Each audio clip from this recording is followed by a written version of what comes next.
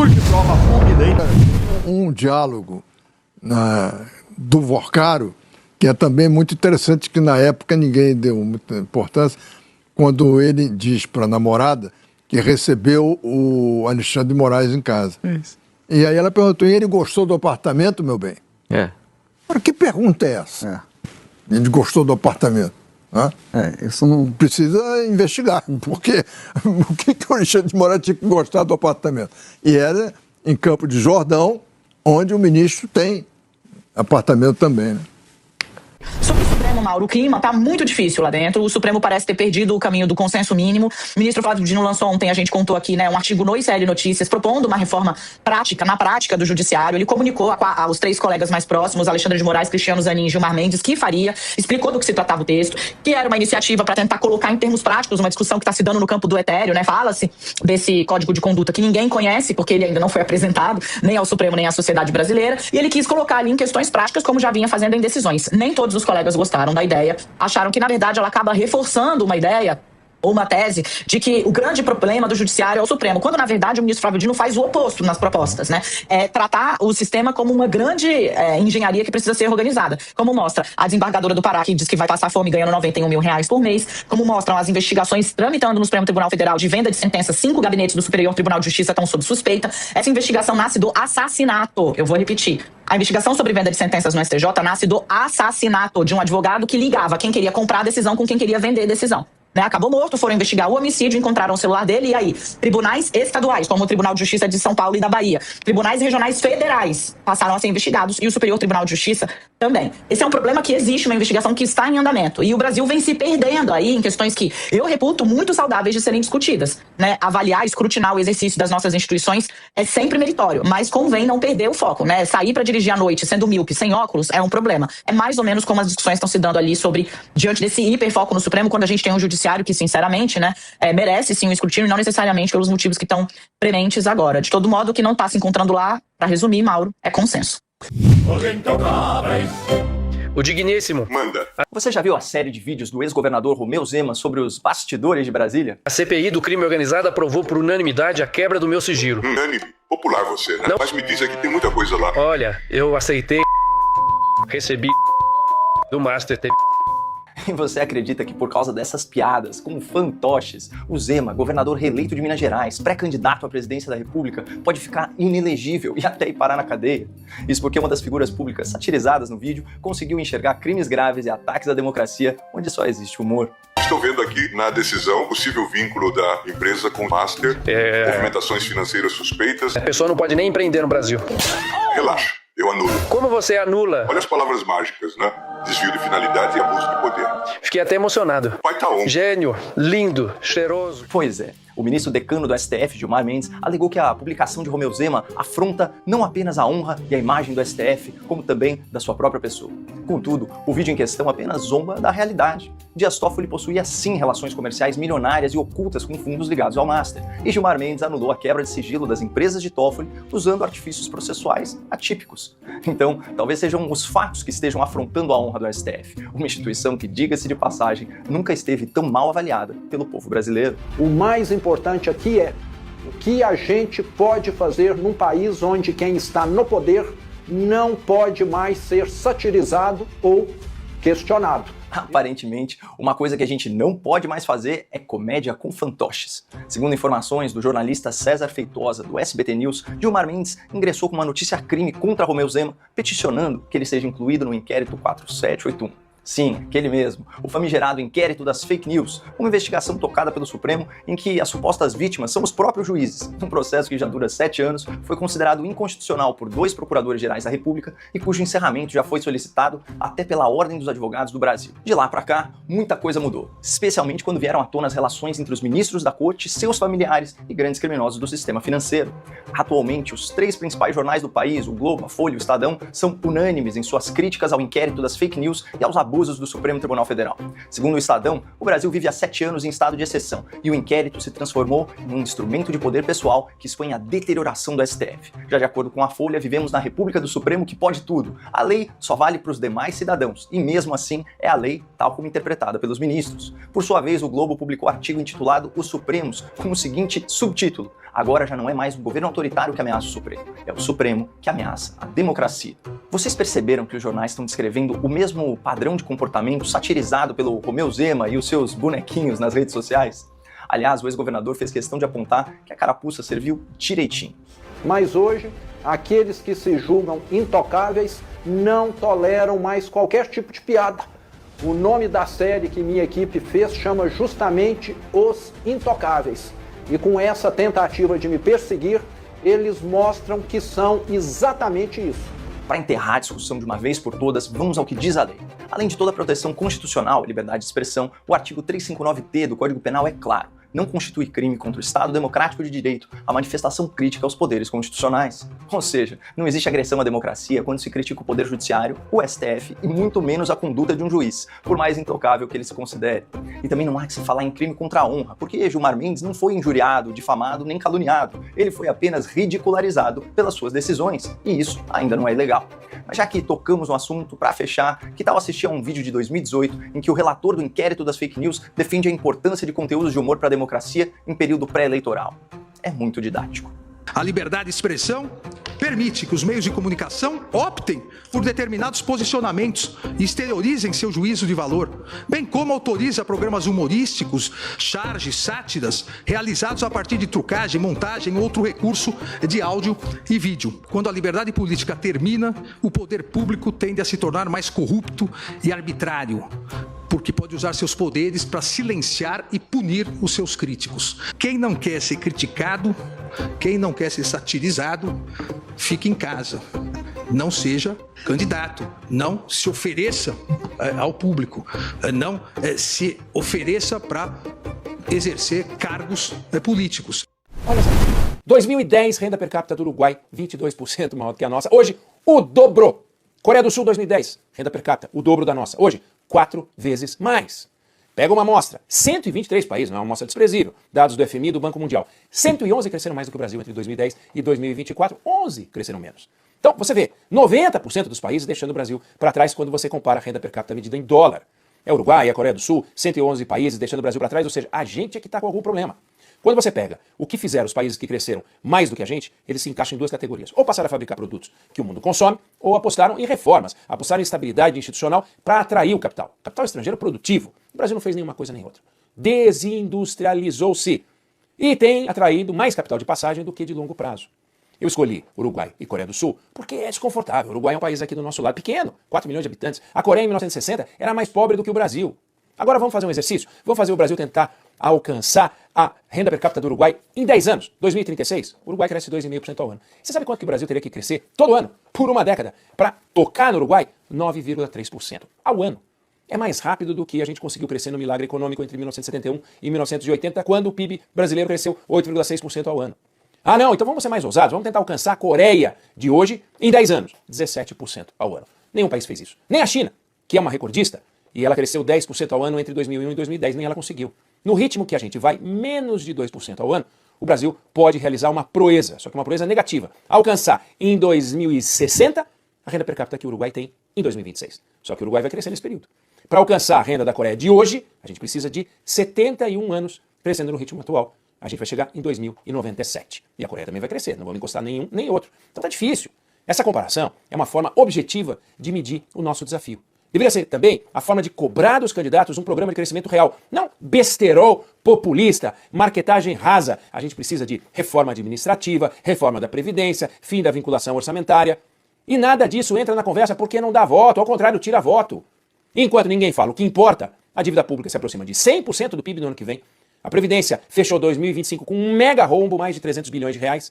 80% das famílias estão endividadas. O salário real recuou em relação a 2020. Carga tributária, quase 35% do PIB. 92% do orçamento federal travado em gastos obrigatórios. E a eleição está chegando. É hora da gente abrir os olhos. Se o Uruguai e a Coreia não estão anabolizados, dopados, o Brasil é que está sedado. E o mínimo que a gente tem que exigir dos candidatos é um programa que pare em pé, que tire o Brasil dessa dormência. Não tem que ter nome bonito, não, porque toda hora o governante gosta de lançar programa com nome bonito. Basta ter ideias e ideias que funcionem.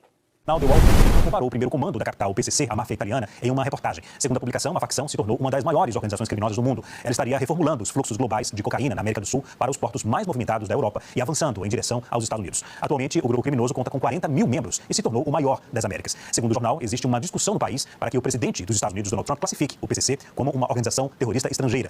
No entanto, o governo brasileiro é contra a medida. Lembrando que nos Estados Unidos, as polícias são muito mais independentes até do que aqui no Brasil.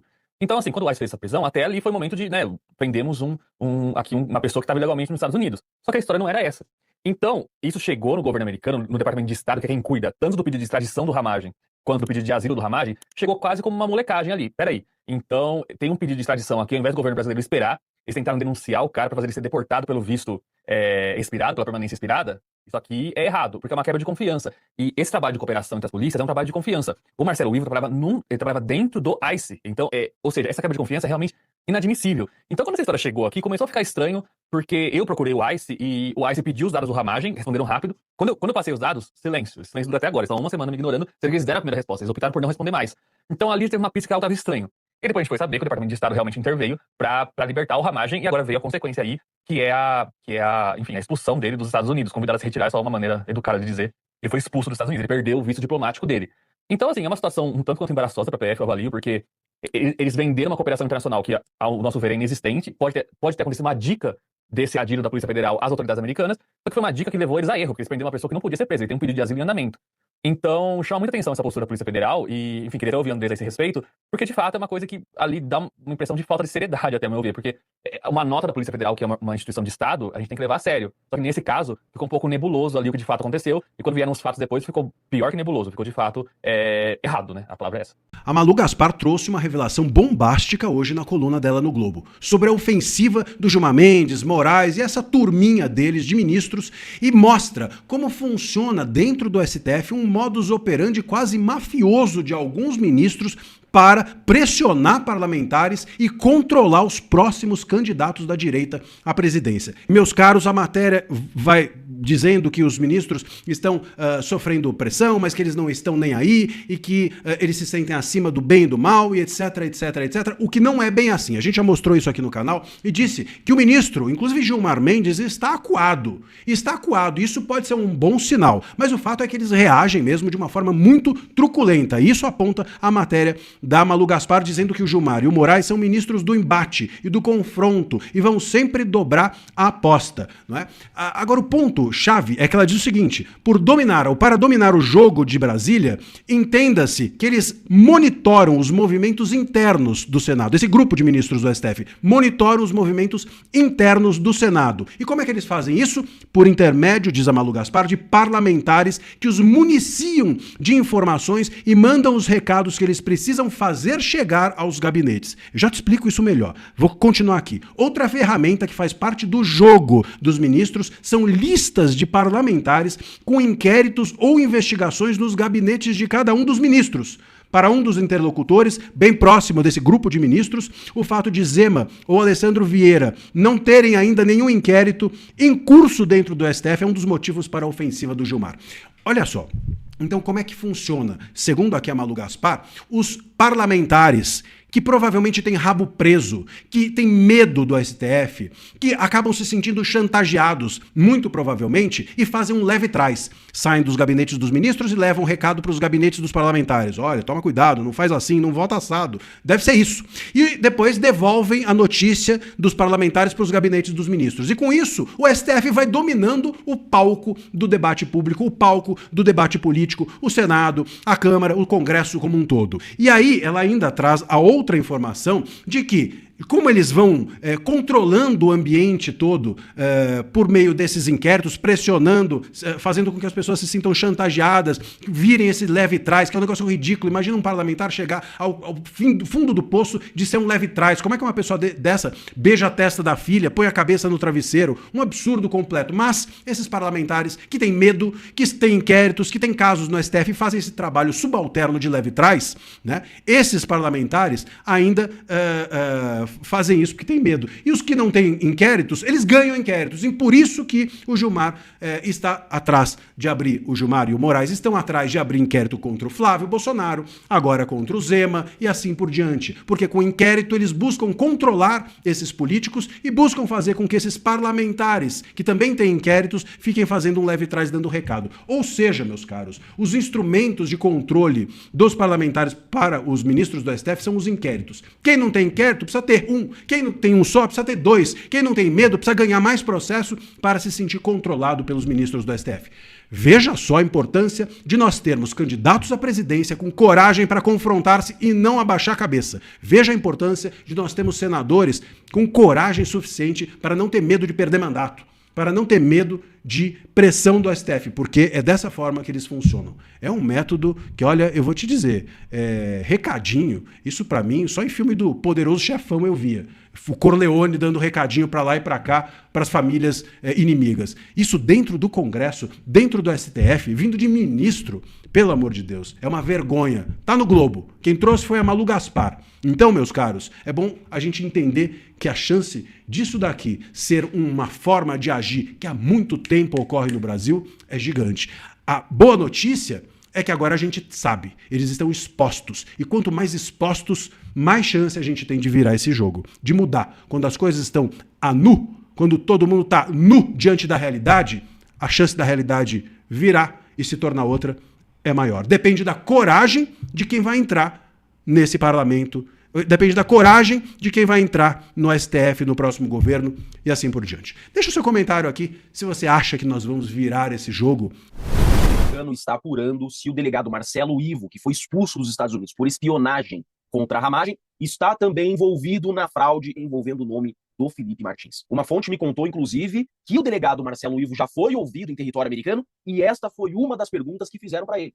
Estados Unidos querem saber se caso Felipe Martins tem ligação com o delegado da PF. Após a expulsão do delegado da Polícia Federal Marcelo Ivo dos Estados Unidos, autoridades norte-americanas querem saber se o caso que envolve o ex-assessor de assuntos internacionais Felipe Martins tem ligação com o Ivo e com outros agentes brasileiros. Uma linha investigativa aponta uma eventual ligação dos dois casos, segundo fontes do governo dos Estados Unidos ouvidas pelo SBT News. E os indicativos são realmente muito fortes pelo seguinte: esse delegado assumiu essa função nos Estados Unidos em agosto de 2023. Foi exatamente quando, aqui no Brasil, Felipe Martins começa a ser monitorado pela Polícia Federal. E exatamente aqui, 4 de outubro de 2023, uma das fontes, olha só, Guilherme Amado, da Polícia Federal, diz o seguinte: investigado Felipe Martins teve entrada registrada nos Estados Unidos e depois evaporou. Investigado, Felipe Martins estava sendo investigado. Felipe Martins estava sendo monitorado, e engraçado que só esse Guilherme Amado sabia. Não bastasse, em abril de 2024 é quando surge, lá em território americano, o documento falso com o registro de entrada falso do Felipe Martins nos Estados Unidos. Coincidentemente, esse registro ele surge exatamente nesta semana, quando agente da Polícia Federal vai aos Estados Unidos para investigar venda de joias do Bolsonaro. Quem é o agente da PF que vai aos Estados Unidos? Delegado Fábio Shor. Não é nenhuma loucura não cogitar conexão entre os casos. Até porque esse delegado Marcelo Ivo, quando ele monitora e arma a prisão do Ramagem, ele já deveria ter voltado para o Brasil um mês antes. Delegado da PF, expulso pelo governo Trump, deveria ter deixado o cargo há um mês. Agora você se pergunta se eventualmente, de fato, a justiça provar que esse delegado está envolvido em tudo isso. A justiça é que vai dizer, presume-se a inocência, obviamente. Por que é que esse delegado se submeteria a isso? Eu não sei o que prometeram para ele, mas esse delegado, se você pesquisar bem, ele tem uns para trás. Olha isso daqui. Delegado expulso dos Estados Unidos, no caso Ramagem, já matou um vigilante atropelado. O delegado já matou um vigilante atropelado em uma rodovia no interior de São Paulo em outubro de 2016. O bafômetro atestou que o delegado da PF estava embriagado. E ele foi denunciado por homicídio culposo na direção de veículo automotor, com qualificadora por dirigir sob influência de álcool. Não foi preso, não perdeu emprego e ainda assumiu uma das funções mais badaladas da Polícia Federal: ser adido em Miami. Fato é que fumaça existe, o governo americano está investigando e o processo do Felipe Martins está muito avançado nos Estados Unidos. O CBP já informou o juiz os nomes dos envolvidos na fraude do Felipe Martins, só que lá nos Estados Unidos o sigilo realmente é levado a sério e o juiz irá nos fornecer todos esses nomes na sentença, que está muito próximo de acontecer. Ainda neste ano, tudo isso terá um desfecho. É aquilo que eu costumo dizer: não há mal que dure para sempre. Não há tirania que dure para sempre. A história nos mostra isso. Esse vento vai virar, esse cativeiro vai cair e nós vamos vencer essa guerra. Eu sou Jeff Chiquini, sou advogado, não vou parar de lutar por justiça, não vamos nos curvar à tirania. Um grande e forte abraço a todos. Pois é, Milton, se lembrou bem nessa viagem de 5 dias que o Lula fez à Espanha, Alemanha e Portugal, ele arranjou um jeito de bater no Trump, dia sim, dia também, fez essa ironia em relação ao Prêmio Nobel da Paz. O Lula disse também que o mundo não pode se curvar a um presidente que acha que pode taxar produtos ou fazer guerra pelo Twitter. O Lula disse também que se houve abuso no caso do governo americano, no caso daquele delegado da Polícia Federal expulso dos Estados Unidos na segunda-feira, ele vai adotar a reciprocidade aqui. Em todas essas frases, Milton, todas essas frases fazem sentido, mas nada disso foi dito à toa, é, como você está perguntando aí, uma estratégia. Esses ataques do Lula, esses contrapontos, são parte de uma estratégia que foi definida junto com o ministro Sidônio Palmeira, isso tudo com base em pesquisas, essa estratégia de usar o Trump, de usar essas loucuras que o Trump faz como alavanca para tentar melhorar a popularidade dele, para melhorar os números do Lula nas pesquisas. E, na verdade, deu certo uma vez, no ano passado, né? E a tentativa agora é repetir a dose. No ano passado, eu vou lembrar que em julho, Milton e Cássia, no auge do tarifaço do Trump, quando o Lula teve uma reação vigorosa, 44% dos brasileiros, segundo uma pesquisa da Quest, diziam que o Lula estava saindo melhor do que o Bolsonaro na reação ao tarifaço. Depois o Lula começou a negociar o tarifaço com os Estados Unidos, o Lula teve um encontro bem sucedido com o Trump nos Estados Unidos, no exterior, e finalmente o Trump recuou no tarifaço. Tudo isso ajudou o Lula. E agora, em abril, nessa pesquisa de agora, desse mês, já com a guerra do Irã em curso, a Quest mostrou novamente o impacto do Trump por aqui. A pesquisa mostrou, por exemplo, que somente 22% dos brasileiros veem o Trump de forma positiva. Então, tudo isso está nesse contexto que o Lula quer aproveitar esse momento para atacar o Trump. É interessante também a gente lembrar, Milton, que até o dia 28 de fevereiro, que foi o dia que os Estados Unidos atacaram o Irã, o objetivo do governo brasileiro em relação ao Trump era justamente o oposto. Era usar o Trump e as supostas boas relações que o Lula havia conseguido estabelecer com o presidente americano para ganhar pontos internamente. A informação em primeira mão foi o David Agape, mas fico muito feliz de ver que o Metrópolis está repercutindo. Delegado da PF, expulso dos Estados Unidos, no caso Ramagem, já matou vigilante atropelado. Pois é. Essa questão da expulsão do delegado da polícia levou o Lula a falar que não é assim que as coisas funcionam, que o Trump quer interferir no Brasil. Aquele papo de maluco, né? Não tem nem o que falar. E ele falou que ele vai reagir. Aí o Paulo Figueiredo até escreveu: Lula precisa responder com a expulsão de algum oficial americano ou parecerá fraco para sua base. Estamos contando com isso. E dito certo, Lula fala em reciprocidade após o delegado da PF ser expulso dos Estados Unidos. Lula afirmou que se houve abuso de poder contra oficial da Polícia Federal, o país responderá com reciprocidade. Abuso de poder? O Araponga agindo em solo americano, sem autorização do governo americano. Abuso de poder? O maluco acredita no Lula. O delegado brasileiro foi expulso dos Estados Unidos após prisão de Ramagem, né? De tiro e solto na semana passada. E o Vinícius diz: vai, Lula. Dobra a meta, seja cabra macho e aplica a reciprocidade. Quem está falando dos Estados Unidos e Brasil? Uma notícia que eu acho que é relevante. Matéria do The Wall Street Journal. Acho que vocês conseguem ver aquele homem ali de azul, né? O Marcola. Uma gangue brasileira que você provavelmente nunca ouviu falar, está se tornando rapidamente um dos maiores negócios daquele pozinho branco do mundo. Está falando do PCC. E aí eu quis trazer esse breve resumo, colocar o caso Ramagem na pista. Agora eu vou começar a trazer algumas coisas que vão começar a fazer cada vez mais sentido ao longo do vídeo. Vejam só.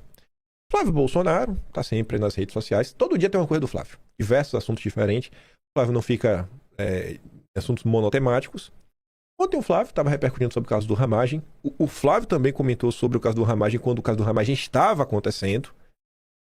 No primeiro dia ele falou, inclusive postou uma foto de apoio ao Ramagem, que ia dar tudo certo. Já no primeiro dia, enquanto estava todo mundo sem saber o que fazer, o Flávio já estava dando a cara a tapa e sendo em defesa do Ramagem. Pois bem, o Flávio repercute aquele tweet do Cláudio Dantas, até comentamos no vídeo de ontem, e é a foto tirada de dentro do carro que mostra que alguém estava espionando o Ramagem, um Araponga. E aí o Flávio diz, prova da ação ilegal do delegado da PF nos Estados Unidos. Delegado escalado para burlar o processo legal e sequestrar Ramagem de volta para o cativeiro de Moraes no Brasil. Aí o Flávio. E o Flávio segue também fazendo suas críticas ao judiciário. O Flávio também postou, você vê aqui 3 imagens. A primeira, Rede Internacional de Perseguição. Prisão de Zambelli expõe a atuação da PF na Itália e termina em festa na Embaixada de Roma. O Flávio também compartilha, Ramagem é convidado a se retirar dos Estados Unidos. O delegado, né? Que está cortado, né? O delegado do caso Ramagem é convidado a se retirar. E, por fim, Bolsonaristas acirram debate jurídico sobre a validade do inquérito das fake news. E o Flávio escreve assim, ó. A Polícia Federal possui hoje em sua cúpula uma Gestapo. Já no Brasil, na Itália ou nos Estados Unidos, atuam nas sombras, na ilegalidade e na ajudaria para perseguir os opositores ao governo do Führer. Brasileiros e policiais federais de bem, em breve vamos libertar o país e a corporação dessa corja. Não há mal que dure para sempre. Bem, o Flávio, batendo na tecla em relação a essas questões, né? Dos problemas do judiciário no Brasil, olha o que está acontecendo, judiciário. Aí vamos lá. A gente vai voltar no Flávio lá para frente, quando a gente for falar do Partido Novo.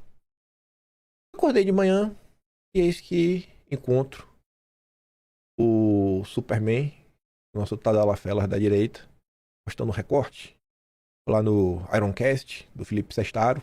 Olá, o Felipe até falando nesse recorte. É lá ao vivo, respondendo várias perguntas. E perguntou o que você acha do Kim Paim. E ele soltou. Aí ele, assim, né? Não deve falar que ele soltou os cachorros, né? O Deltan soltou seus cachorrinhos, né? Tá sempre aqui, olha ela. E eu achei maravilhoso o que ele falou. Eu já mostro pra vocês o porquê. Mas além de achar maravilhoso, esse foi aqui um típico episódio que eu fiquei muito feliz de ver algumas coisas. Que eu sempre prego, né, nos vídeos, a necessidade de politização das pessoas. Eu vi comentários como... Eu separei 3, todos na mesma linha. Eu vou dar play na fala... Eu vou dar play logo na fala do cidadão e mostro os comentários. Vai que você não viu o que o Superman falou. Kim Paim, o que você acha dele lá no Twitter? Eu respondi dos comentários que o Kim faz. Ele é uma máquina de retardo mental, assim. Jura? Total. Ele vai fazer um programa comigo aqui, ao vivo. Vai. Bem, boa sorte. Aí você vai decidir. Me manda perguntas boas aí pra eu fazer pra ele. Pô. Não, eu não sinto, me ajuda. Eu sei, mas aqui eu não sinto honestidade. Eu posso pintar o cenário pra você aqui rapidamente. Ele é um cara que é muito triste ver o que o Kim Paim representa, sabe?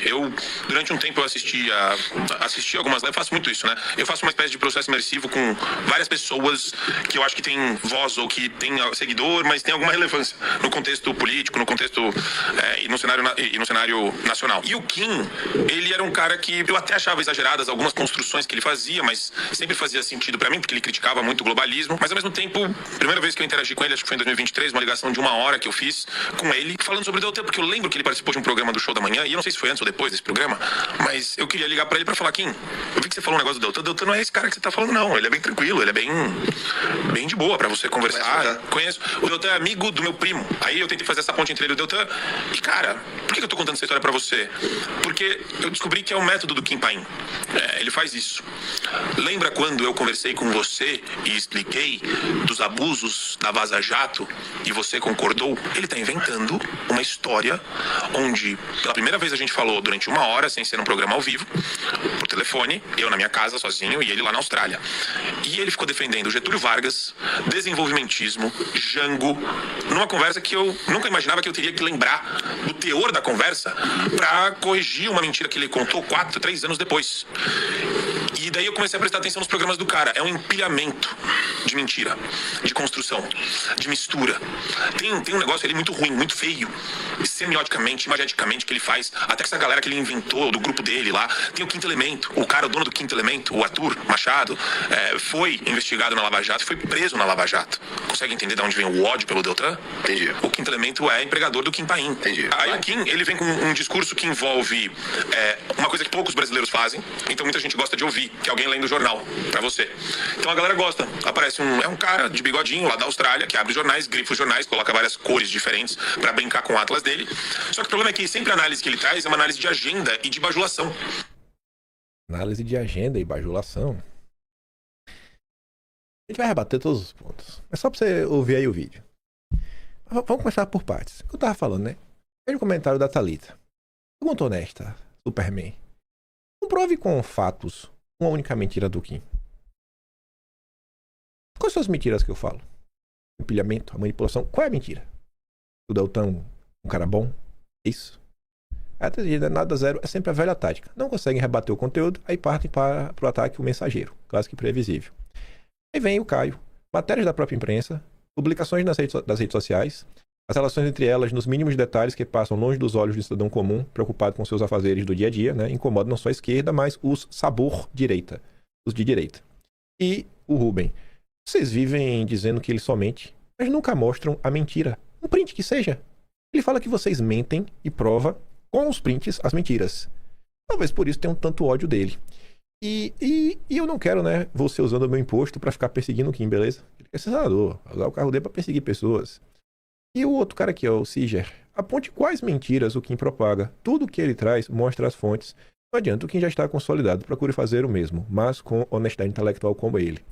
Pra mim isso aqui, gente, é uma grande vitória, porque, olha só, se não é que as pessoas não precisam nem, assim, meio que me defender. O que é que as pessoas estão pedindo? As pessoas estão notando que no próprio discurso do Superman, ele sequer consegue apontar uma mentira. Qual é a mentira?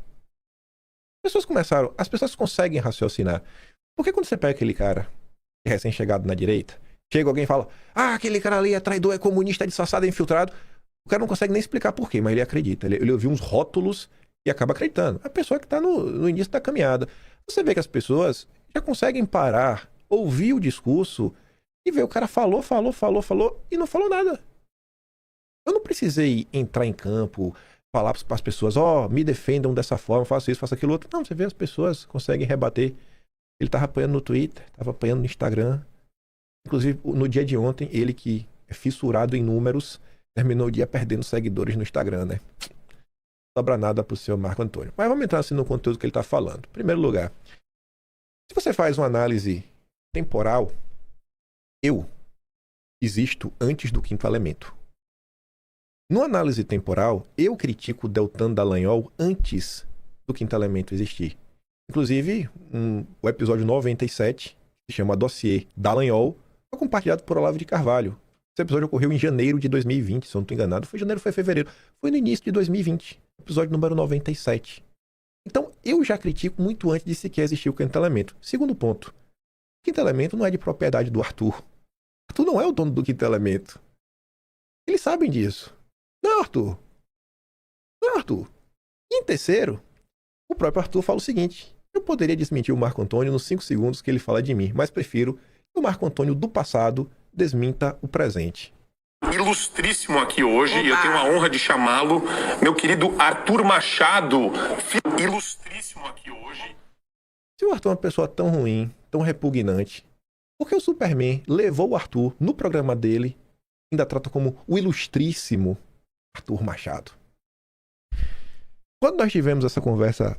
Não, deixa eu botar aqui o tweet. Porque eu achei maravilhoso o que ele fez. Porque tem coisas que eu falo em vídeo, às vezes as pessoas falam, será que isso aqui realmente aconteceu? E eu já falei por diversas vezes. E o Superman tinha tentado ligar, passar esse pano e tudo mais. E quando nós tivemos a ligação, ele realmente concordou. Eu expliquei pra ele a história do PGR, que Deltan queria emplacar o irmão do Flávio Dino. Eu expliquei pra ele a história do depoimento forjado. Ele concordou comigo, que é um dos casos mais absurdos do judiciário brasileiro. Ele tinha concordado na época. Falamos do Igor Romário de Paula, delegado em cada das fake news. E as questões lá do Moro. Quem que pediu isso daí? Foi o Russo. E não passou no Ministério Público.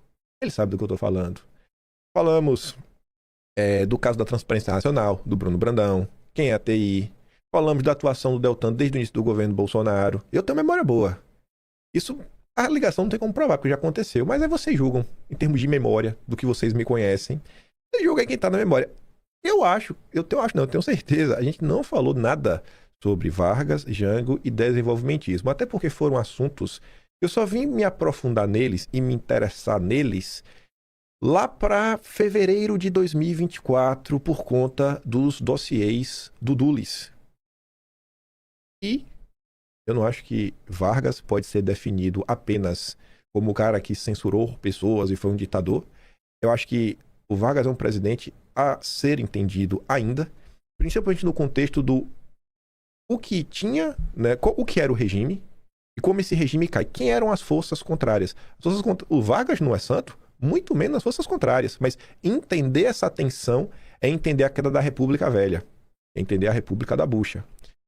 O Jango é um governo que é crucial também para entender a retomada do poder dessa turma que caiu sob as mãos do Vargas.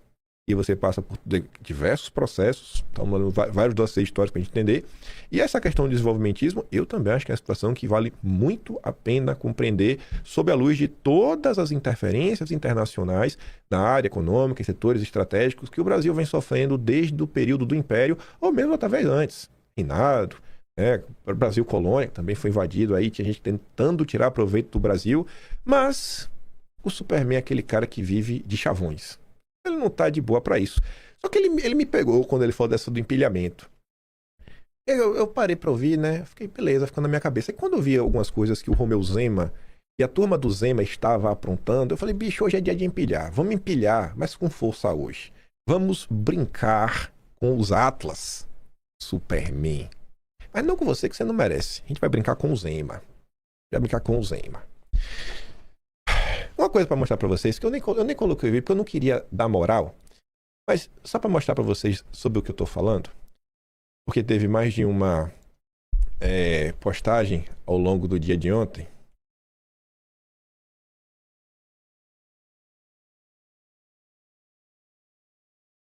Dá um zoom aqui. Vamos lá. Aqui é pasta aleatória, tudo mais. Zema coringou forte. Comeu bolas de aço Zema. Tragam a urna. Uma movimentação que o Zema agora se tornou o super crítico do judiciário, né? E a galera aí batendo palma, que é o maravilhoso. Não, agora é o Zema, Deus no céu, o Zema na terra. Aqui é só um exemplo. Outro aqui foi até um cara que eu respondi. Eu acho aqui fácil. Pelo jeito esse senhor vai levar o meu voto no primeiro turno. Coragem, Zema. Coragem. Porque o Zema agora é muito corajoso. O cara que não falava nada. Por isso que eu comecei o vídeo trazendo as postagens do Flávio. Eu fico assim, cara, o Flávio tá aí batendo no judiciário, não é de hoje, denunciando mil e uma coisas. Mas corajoso é o Zema. O Flávio alvo de Alexandre de Moraes, podendo ficar inelegível, mas o corajoso é o Zema.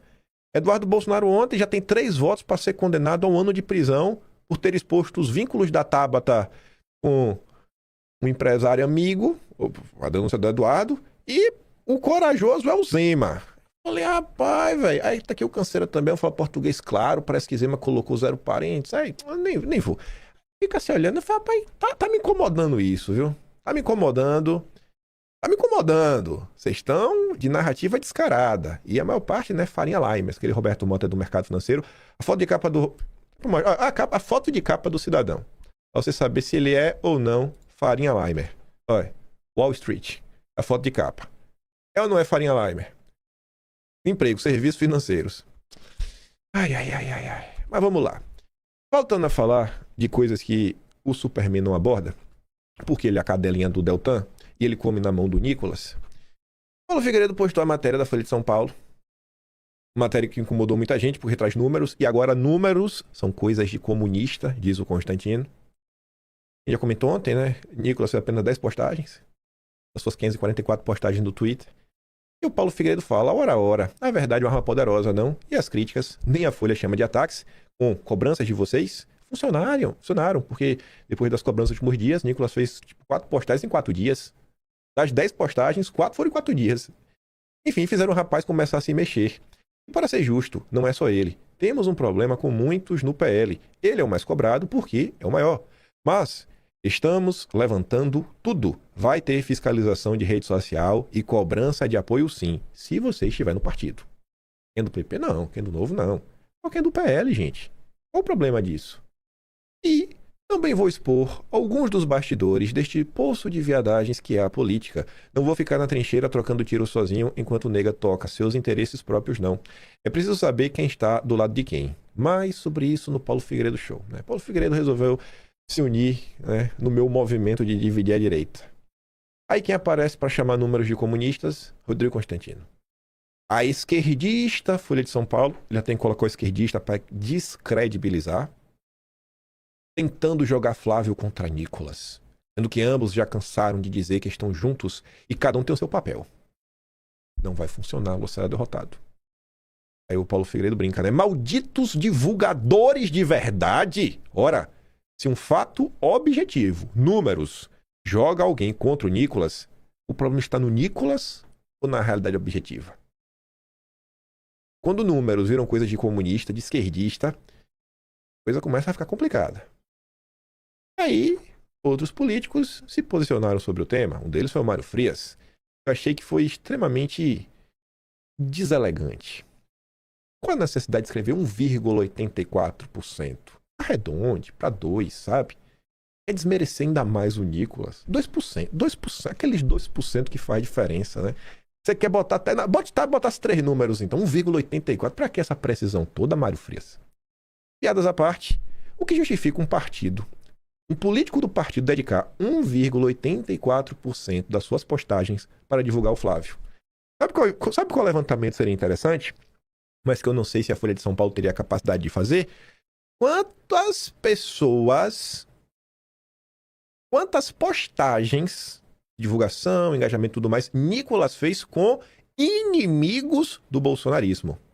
Ítalo Marcinho, Baianinha Intergaláctica, Space Liberdade. Quantas postagens jogando pra cima perfis que querem destruir a campanha do Flávio o Nicolas Ferreira fez? Porque se for mais de 2%, é feio, né? Eu acho que foi mais de 2%. Esse é o quanto de esforço o país merece para nos livrarmos da tirania que prende senhorinha de idade? Claro, mas se falamos o óbvio e fazemos o papel que deveria ser interno, de coordenação do partido, estamos dividindo a direita. Deus me livre incomodar os deuses e perdermos esses incríveis 1,84% de engajamento na campanha do Flávio. O Caporeso, de Minas Gerais, a gente estava comentando nesses dias, estava aí de piadinhas da esposa do deputado federal Nicolas Ferreira.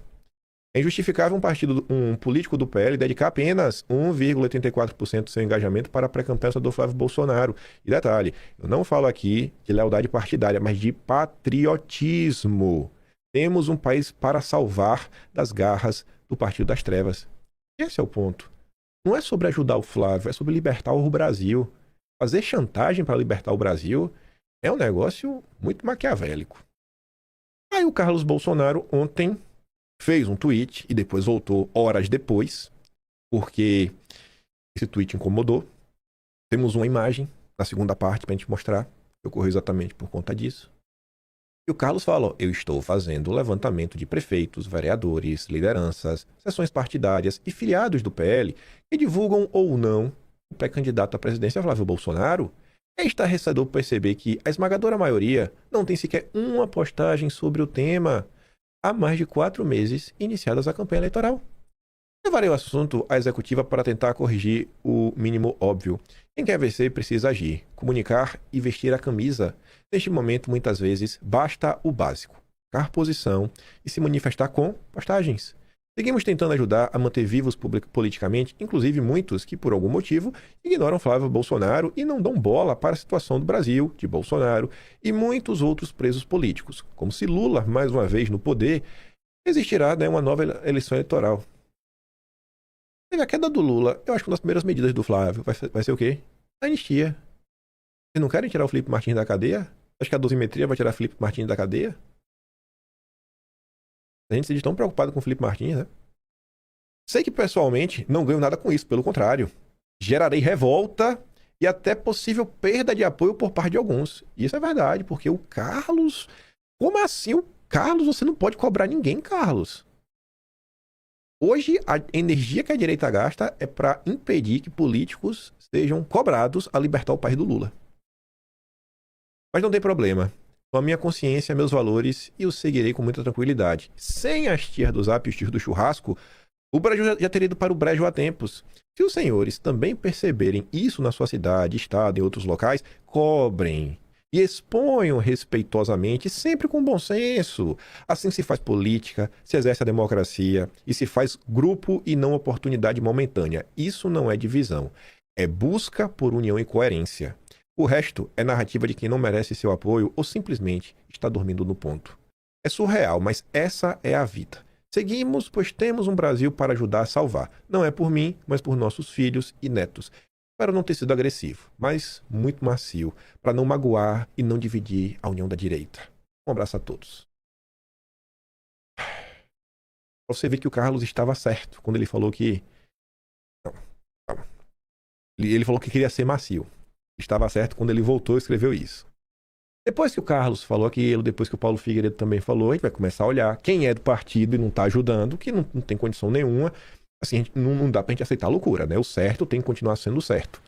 Aí quem aparece? Rodrigo Constantino. Dica de quem torce muito pela vitória da direita contra Lula. Eu torço pela vitória do Flávio. Não da direita, do Flávio. Eu torço pela vitória do Flávio contra Lula. Eu já achei estranha esse início, sabe? Mas tudo bem. Essa coisa estranha de fiscal de post transmite uma ideia de fraqueza e insegurança. Nosso amigo Flávio não precisa disso, até porque já lidera no segundo turno, né? No primeiro não importa, no primeiro ele não sabe, né? Vai no primeiro, muda. A eleição se decide no segundo turno. Vamos votar em quem nós quisermos.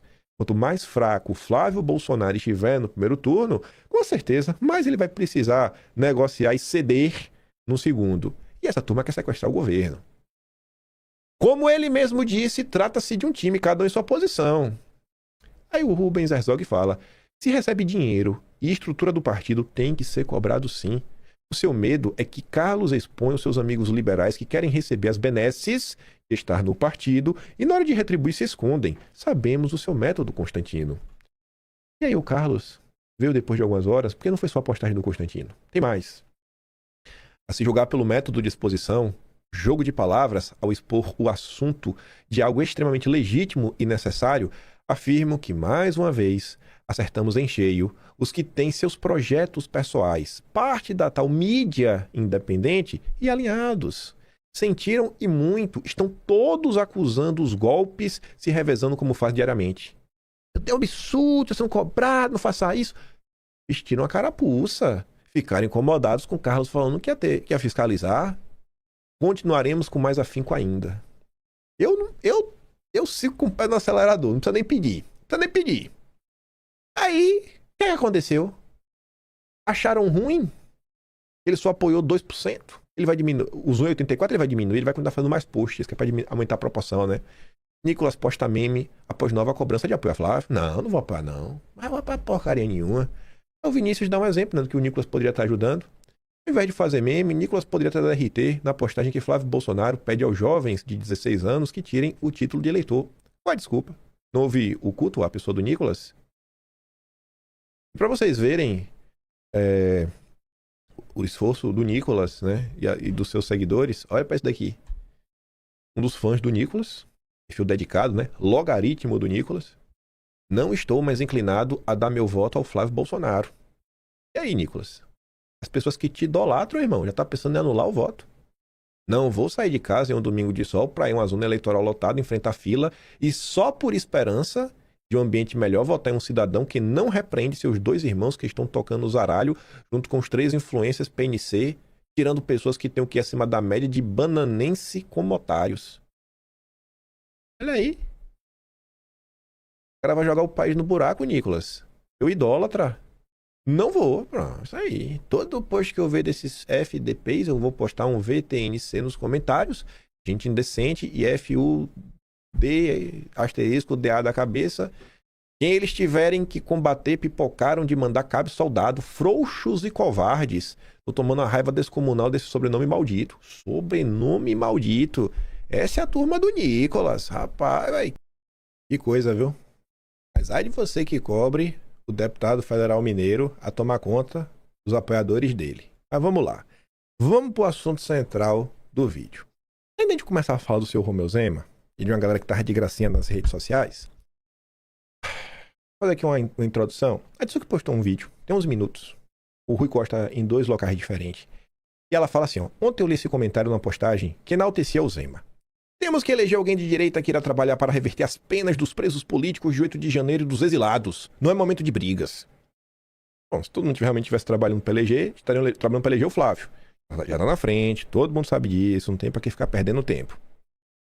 Ela fala, você percebe a fragilidade disso? Temos que eleger para alguém que vai, sabe, passar anistia. Ela fala, cara, esse argumento é fraco quando até um comunista defende anistia, algo que dizem ser exclusivo da direita. E tem gente na esquerda que acha que tem que ter anistia mesmo. Mas qual é o ponto da Tsuki, né? A diferença é que, enquanto o adversário declarado sempre confrontou o poder supremo e denunciou a arbitrariedade contra Bolsonaro e os presos do dia 8 de janeiro, os aliados estavam calados. E temos imagens. Temos imagens sobre os aliados calados. Então você fala, não, eu tenho que eleger pra ter anistia, pra ter isso, pra aquilo outro. Será? Pessoas que em nenhum momento realmente estavam em campo, trabalhando para isso acontecer. Poucos se esforçaram ao longo dos anos. Aí agora a gente tem que evitar confusões. Essas pessoas que seguem desgastando quem realmente tem chances de vencer o Lula. Enfim, né? Mas as pessoas de repente acordaram, né, no ano da eleição e começaram a falar. Sabe por que é útil você ouvir um adversário declarado? Porque ele não insinua, ele não disfarça. Ele reconhece o seu potencial e fala a ameaça que você significa para ele caso domine a burguesia. Ela colocou aspas do Rui.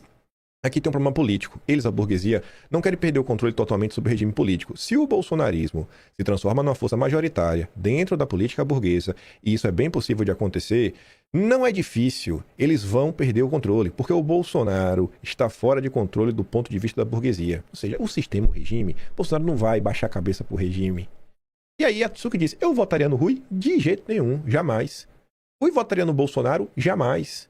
Mas eu prefiro duelar com inimigos declarados, porque na minha visão, até em uma guerra é possível ter honra quando se segue um certo código de ética.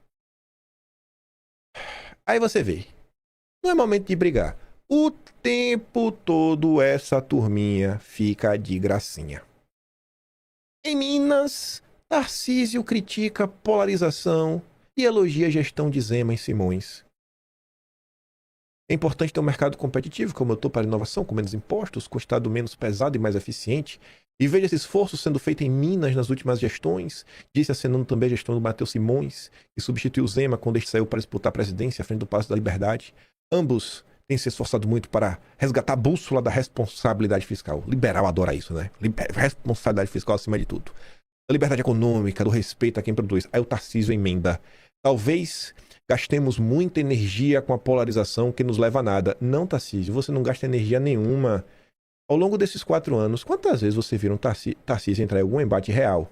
Algum embate real de algum assunto de relevância para o país que dividiu entre petistas versus bolsonaristas? Onde é que estava o Tarcísio na taxa das blusinhas? Onde é que estava o Tarcísio na reforma tributária? Na reforma tributária estava lá de Lula. Queria eu, Tarcísio, que tu estivesse gastando tempo com polarização. Queria eu.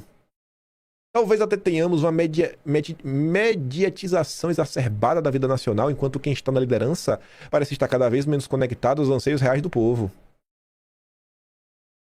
Talvez seja a dificuldade de estabelecermos uma visão convergente acerca do país que queremos, que nos permita dar passos consistentes em direção ao futuro.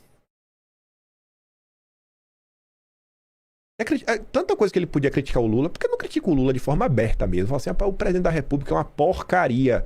Porque quando era João Dória, quando era o governo Bolsonaro ali, a turma do consórcio Nordeste, eles não ficavam com covardia, com vergonhinha de falar de Bolsonaro. Dória até mentia, até tentar desestabilizar o governo, Dória tentou. Mas com o governo Lula e a direita, é assim, são esses molengas. E aí de você que ache ruim. Aí pronto. Senhor Romeu Zema, para além da sua briga com o judiciário, também, na verdade também sobre o judiciário, ele posta lá o vídeo, a luta dos inconfidentes ainda não acabou, liberdade ainda que tardia. Aí que eu falei que tem mais uma imagem de mostrando uns que sentiram em muito a postagem do Carlos. Ele deixa claro que está incomodado com a postagem do Carlos. Tobias Panqueca, o fracassado, foi demitido do MEC e hoje o único espaço que tem é no Instituto Luzeiro, lá do candidato do Nicolas no Paraná. No dia de Tiradentes, a direita brasileira preferiu ser pautada pelos sintomas paranoides do Carlos Bolsonaro, ao invés de usar a data como um marco contra a perseguição e o abuso tributário. Ainda bem que temos o Zema para falar de alguma coisa relevante. Só o Zema luta contra o judiciário, só o Zema é corajoso, pipipi. Como é que eu começo o vídeo? Mostrando que Flávio segue todo santo dia, falando de vários assuntos, dentre eles a questão do judiciário. Sigo relembrando que ninguém tá nem aí para Eduardo sendo perseguido, que o Flávio, com a possibilidade de se tornar inelegível, eles estão torcendo pro Flávio ficar inelegível. Mas tenho certeza que eles estão torcendo pro Flávio ficar inelegível. Aí vem o safadinho, só o Zema, para falar da Inconfidência Mineira e da questão tributária. Não. Sabe quem é esse aqui? É o Flávio Bolsonaro. Me parece que ele fez exatamente o que o Silvio Grimaldo quis. Defender menos impostos não é só uma pauta econômica, é uma questão de justiça. Que o exemplo de Tiradentes nos inspire a nunca aceitar calados os abusos de quem deveria servir ao povo e não se servir dele. Olha só, né? Parece que não só foi o Zema que falou isso. Agora estão forçando nas redes sociais que só o Zema luta contra o judiciário, só o Zema é corajoso, só o Zema fala dos impostos. Só o Zema é uma solução para o país. Aqui é o áudio do Flávio, né? Se tiver com dúvidas. Tiradentes, o homem que dá nome a esse feriado de hoje, lutou contra um imposto de 20%. Dá pra acreditar? Ele não só lutou, ele lutou e morreu. Imagina se ele soubesse que mais de 230 anos depois da sua morte, o imposto é muito maior do que os 20% e que a carga tributária no Brasil superou os 32%. E não para de subir. Imagina a reação de Tiradentes se ele soubesse que um cidadão tem que trabalhar 149 dias, quase metade do ano, só para pagar impostos. São quase 5 meses do ano dedicados só para sustentar um governo ultrapassado, falido e castador. O governo Lula aumentou ou criou um novo imposto a cada 37 dias. Você paga até quando nem percebe que está pagando. E o que volta para você? Saúde precária, violência, obras inacabadas, estatais roubadas e mais de 80 milhões de brasileiros endividados. Tem gente parcelando o arroz e o feijão no cartão de crédito. Pessoas endividadas, fome, produtos caros no supermercado. Esses são problemas reais, gente, das pessoas? Porque o Tarcísio falou que tá gastando muita energia com polarização, né? Estamos menos conectados aos anseios reais do povo. Não sei, velho, parece que o Tarcísio não tá escutando o que o Flávio Bolsonaro tem pra falar. Lula acha que é o rei do Brasil, se comporta como um monarca ultrapassado e que só pensa em uma coisa: arrancar dinheiro do trabalhador para bancar uma corte luxuosa e o privilégio de meia dúzia de marajás.